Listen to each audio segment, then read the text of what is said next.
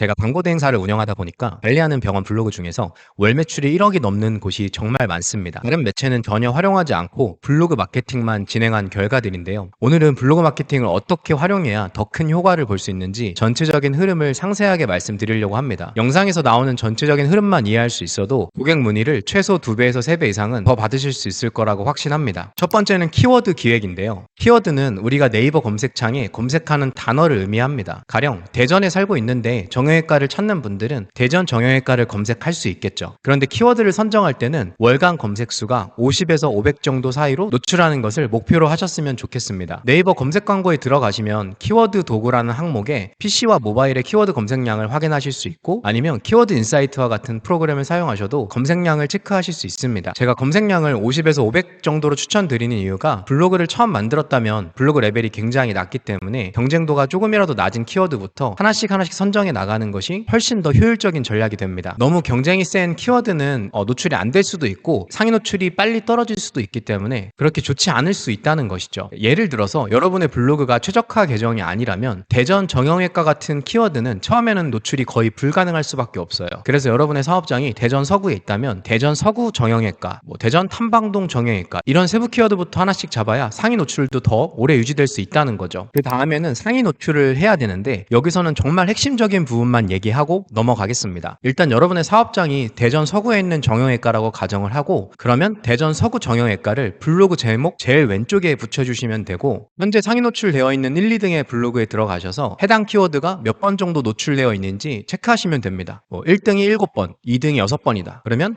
나도 키워드 배치를 처음, 중간, 끝으로 해서 6, 7번 정도 똑같이 넣어주시면 되는 거죠. 자, 그 다음에 중요한 건 클릭인데요. 상위 노출된 내 블로그가 다른 블로그들 중에서 클릭될 확률을 높여주셔야 합니다. 그러려면 제목을 정말 잘 지어야 되는데요. 대부분의 사업자들이 이렇게 제목을 짓는 경우가 많아요. 대전 서구 정형외과 거북목 치료하는 방법 어떤가요? 좀 평범하지 않나요? 이렇게 제목을 지으면 절대 안 되는 건 아니지만 고객의 시선을 사로잡기에는 좀 부족하죠. 그렇다면 이런 제목은 어떨까요? 대전 서구 정형외과, 이걸 몰라서 평생 목 디스크로 고생합니다. 아마 첫 번째 제목보다는 훨씬 더 클릭하고 싶은 감정이 들 겁니다. 이렇게 제목을 지을 때는 고객의 시선을 사로잡고 클릭하게 만드는 것이 핵심이고, 경쟁 업체나 혹은 내 분야와 상관없는 다양한 블로그를 벤치마킹 하시면서 제목 짓는 연습을 하시면 되겠습니다. 자, 이제 마지막으로 전환 파트인데요. 전환은 실제로 내 글을 클릭해서 본 고객이 직접 상담이나 결제까지 이어지게 만드는 것인데요. 결국 설득하는 글쓰기를 잘해야 됩니다. 대부분의 사업자가 여기서 막히는 경우가 많은데요. 제가 설득하는 글쓰기를 설명하려면 시간이 많이 걸리기 때문에 오늘은 가장 중요한 포인트만 좀 설명드리겠습니다. 글쓰기에 있어서 가장 중요한 부분은 도입부, 서론 파트라고 할 수 있고, 처음 어떻게 글을 쓰냐에 따라서 이 글을 끝까지 읽을지 말지를 결정하게 되거든요. 많은 사업자분들이 처음 글을 쓸 때 날씨가 많이 추워졌네요, 이렇게 시작하는 경우가 많아요. 근데 이렇게 쓰지 마시고 고객의 마음을 공감하고 이해하고 있다는 느낌으로 서론을 작성하시면 좋습니다. 예를 들면 지금 이 글을 보고 있다면 거북목 치료에 대한 정보를 찾고 있을 것 같습니다. 주변에 병원은 많고 어떤 곳이 양심과 실력을 갖추었는지 고민도 되실 텐데요. 오늘은 실력을 갖춘 정형외과를 어떻게 찾는지 의사로서 제 생각을 공유해 보도록 하겠습니다. 이런 식으로 환자들의 마음을 공감하고 알고 있다고 표현한다면 글의 집중도를 높이는데 도움이 될 겁니다. 그리고 자신의 경력이나 수상 이력 같은 거를 처음부터 입증하면서 글을 써도 좋은데요. 정형외과 원장님이라면 15년 경력의 정형외과 전문의, 대한스포츠의학 인증 전문의, 이런 식으로 자신의 가치를 드러낼 수 있는 이력을 활용해도 도움이 될 것 같습니다. 헬스장이라면 100여 가지의 모든 기구 완비, 천국의 계단 20개 완비, 이런 식으로 우리 업장에서 내세울 수 있는 어떤 차별점들을 첫 도입 후에 이미지나 글로써 표현한다면 고객이 내 글을 집중하는 데 도움이 될 수 있겠죠. 왜냐하면 규모가 크지 않은 헬스장은 천국의 계단이라는 장비가 아예 없거나 조금밖에 없는 곳들이 굉장히 많거든요. 그래서 이런 부분을 좀 한번 활용해 보시고,